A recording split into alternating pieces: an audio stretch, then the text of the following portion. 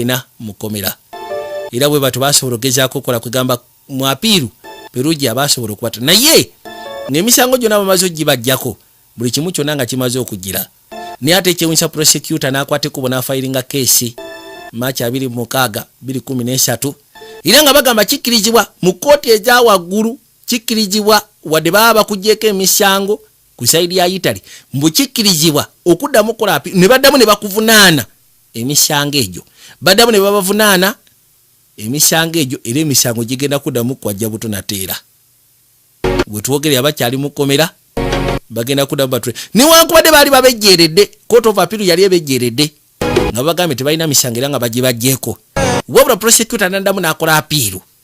mu kkooti eza waggulu ne babagamba bagenda kuddamu emisango ate giddemu gikwajje buto naye buli kati balindiridde balabe ki ekiddako nagamba Vj Junior nga bulijjo ku mutimagano gwa MunoWatch